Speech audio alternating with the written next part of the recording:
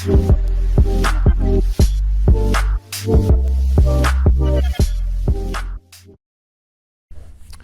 guys, TheAirsoftTech here and welcome back. Today we're going to be doing a real quick build overview of this LCT PP19 build that I just got done working on. Now, this LCT gun is super duper cool. It's got a lot of really cool features to it. You know, the realism of the externals and the feel of the gun alone is incredible enough. But the internal work is pretty simple, pretty straightforward, but again, also pretty cool in performance.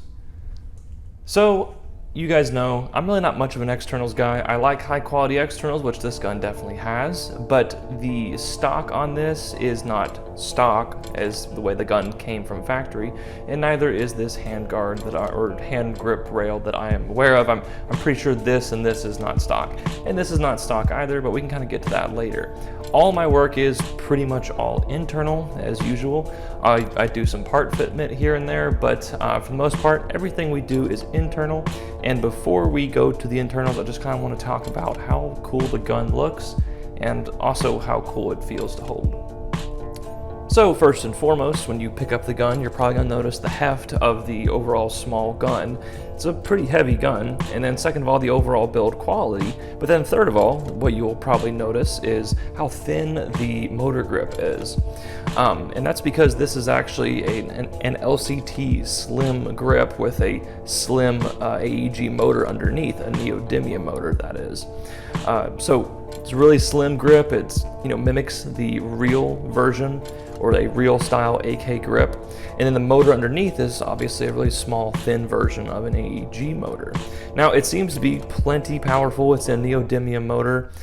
It performs sort of like a neodymium 16 or 18 TPA motor, as it's getting about 27 or 28 rounds per second on the current setup here, which we can kind of break down further. But this thin motor grip here and the thin motor underneath is a really, really neat overall point of this build. It just kind of brings attention to a little bit of extra realism as you hold it. And then finally, I did, just because the way that the safety and the fire selector works on AK style AEGs is that this little kind of pin and gear kind of pivots.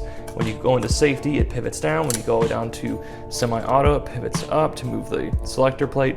And as it does that, it kind of really interferes with this slim motor grip. So I did have to make a tiny, tiny hole here to allow for that actuation, or else, you wouldn't have safety, especially, and really that's super important, is to have a safety function on your AEG. Now, inside the gearbox, this gun is quite the simply built gun. However, it has a very high level of performance. Again, I will mention the LCT Slim neodymium motor. Again, it gets about a 16 TPA performance level. I didn't really find much information in regards to what TPA it actually is, so it kind of gets the performance of a 16 TPA neodymium motor, so I'm just going to kind of go with that and assume that is close to what it is. And then moving up the chain, we do have a set of G&G 18:1 ratio gears, as well as 9mm SHS bushings. Now, the reason I did swap LCT's nice 9mm bearings for the SHS 9mm steel bushings is simply because the bearings are very, very tight on this LCT gun. That's one of the things that is kind of a problem with LCT, is that their bearings do not fit very well with their gears or really anybody else's gears.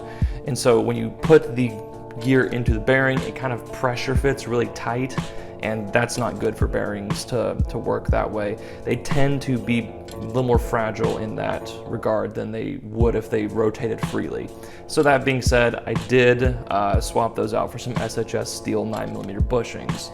And then, like I said, the G&G 18:1 ratio gears, they just fit really well. They're highly durable. They're the Pro line version, so they really are not going to break anytime soon, if ever. And then moving on to the trigger setup, we do have a Gate Aster V3 that is programmed very well for this gun. You can set it for pre-cocking, you can set it for 3-round burst, etc., kind of whatever you want. It is the basic version, so it does have some limitations, but it can do quite a bit still. And then I did end up keeping the LCT piston because it's an extremely durable, nice nylon piston. So I saw no reason in replacing it, especially because it has a full steel set of teeth on it. And then the cylinder setup, the piston head setup, the tappet plate setup, the air nozzle setup, that is all stock because LCT does a very good job at building their guns. Also, the bearing spring guide is a quick change spring guide, so that works extremely well. Unfortunately, the AEG is not built in a way that allows you to swap the spring without taking the gearbox out of the receiver. That's kind of a pain, but you know, oh well. And then the spring that I installed is a Garter SP110 spring. And on this setup, it does get a little bit of over volume, which puts the FPS at around 370 with 0.20, which is pretty solid performance. And then the rounds per second is close to 27 or 28 rounds per second. And then moving on to the hop-up and barrel assembly, it's a stock LCT hop-up chamber with a Lonex 70-degree bucking with an R-hop patch underneath. The brass 6.08 barrel has been polished very finely so that it gets a really good performance on that stock barrel. The next thing we will do is take it to the Chrono and see how it performs.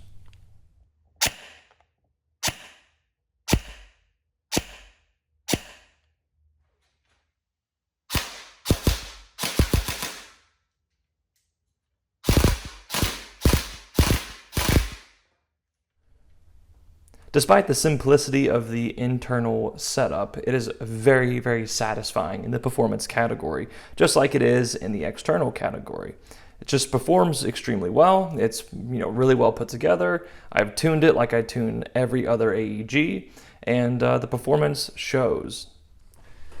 Now, the one downfall to these kind of builds, small SMG style builds, is that you really don't have much room for battery space, which is why I typically design the internal mapping of these guns to be based on extreme efficiency and then performance so that you don't have to worry about battery space so much. Now, this gun is, moderately efficient. It does have a pretty, fast, high torque motor in it that's going to eat up a lot of energy from your battery, but at the same time, the 18:1 ratio gears will kind of offset that load a little bit. So as long as you get as big of a 11.1 volt LiPo battery as you can possibly fit in this little dust cover here, then the gun should perform extremely well. And also you can tune your gate aster with the Bluetooth link or from your computer with the USB link to kind of tailor fit your performance, especially if you're playing on semi-auto where you really want very fast semi-auto response time, and you can adjust your pre-cocking accordingly. And then in addition to this, you can also tweak your full autoplay with burst. I think 3 round is the default setting on the Gate Aster Basic. All right, that's gonna have to do it for this build overview. If you don't mind, please like this video, comment down below, tell me what you think of the LCT AK series, and please subscribe to my YouTube channel for more AirsoftTech themed content. But that's all I've got. I'll see you guys in the next video of whatever the heck I'm doing next. But until then, stay tuned, techs.